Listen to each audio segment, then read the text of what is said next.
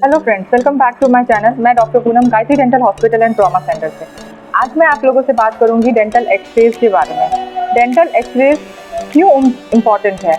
जब भी हम किसी डेंटिस्ट को विजिट करते हैं अपना कोई भी कंप्लेन लेकर, तो सबसे पहले डेंटिस्ट हमें एडवाइस करते हैं कि हमें एक एक्सरे करवानी है।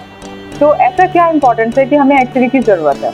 तो चलिए, तो आज हम जानते हैं कि डेंटल एक्सरेज क्यों हमारे दांतों के लिए ज़रूरत है। डेंटल एक्सरेज से हमें दांतों के क्राउन पोर्शन और जो उसके अंदर का जड़ होता है, रूट पोर्शन, उसके बारे में फुली आइडिया मिलता है कि हमारा जो टूथ है वो किस कंडीशन में है। वो जो क्राउन और रूट पोर्शन है, जब तक हम डेंटल एक्सरे नहीं लेंगे तब तक हमें वो क्राउन और रूट पोर्शन नहीं दिखता है।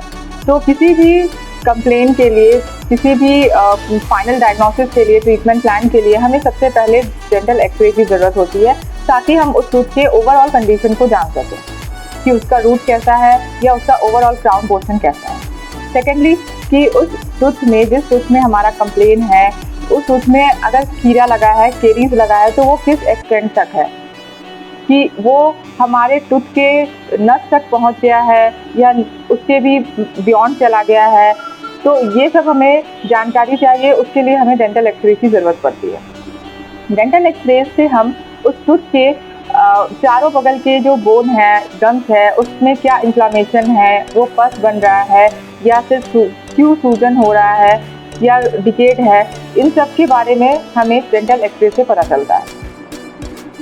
कुछ केसेस ऐसे होते हैं कि हम क्लिनिकली उस प्रॉब्लम को हमें नहीं दिखता है, फिर भी हमारा टीथ कंप्लेन होता है कि हमें दांत में पेन है, तो उस केस में हमें एक्सरे लेनी पड़ती है ताकि वो हमारे डायग्नोसिस में हेल्प कर सके।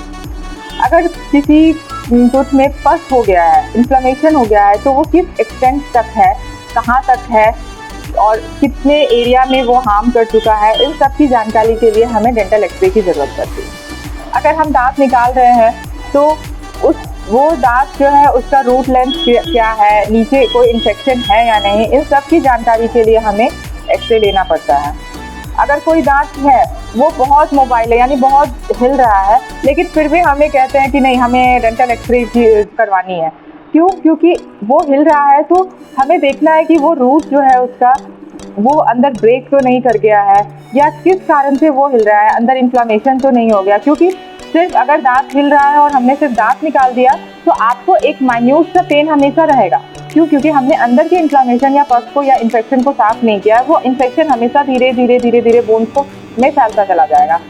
इस चीज़ को हमें डायग्नोस करने के लिए, बेटर ट्रीटमेंट प्लान करने के लिए हमें एक्सरे की ज़रूरत पड़ती है। बहुत सारे टूथ होते हैं जो डिकेट हो सकते हैं, ग्रॉसली डिकेट हो गया है, सिर्फ उसमें जड़ दिख रहा है, ऊपर से झड़ गया है। उस केस में भी हमें एक्सरे की ज़रूरत पड़ती है कि आखिर वो कितने एक्सटेंट तक झड़ा है, या अंदर जो है वो रूट पोर्शन, कितने रूट पोर्शन है या कितने उस टूथ के ओवरऑल पार्ट्स हैं। क्योंकि जब हमें दांत एक्सट्रैक्ट करना है या जब हम उस जड़ को निकालना है तो हमें एक्सरे लेनी पड़ेगी ताकि हम उसकी ओवरऑल पार्ट्स को निकाल सकें। ये सब रीज़न है जिसके लिए हमें डेंटल एक्सरे की ज़रूरत पड़ती है।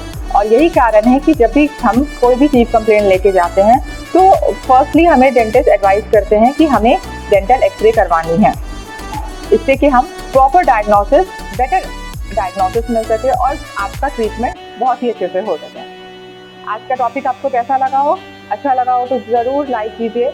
और ये बहुत ही इम्पोर्टेंट क्वेश्चन होता है हर पेशेंट के लिए कि क्यों हम डेंटल एक्सरे कराएं, हमारा दांत हिल रहा है, एक्सरे की क्या ज़रूरत है। तो ये सब रीज़न है जिसलिए कोई भी डेंटिस्ट आपको एक्सरे के लिए एडवाइस करता है। तो इन्फॉर्मेशन ज़्यादा से ज़्यादा शेयर करें ताकि और लोगों को भी ये इन्फॉर्मेटिव जानकारी मिल सके। मेरे चैनल को अभी तक सब्सक्राइब नहीं किया तो प्लीज़ ज़रूर सब्सक्राइब करें। Thank you, have a nice day.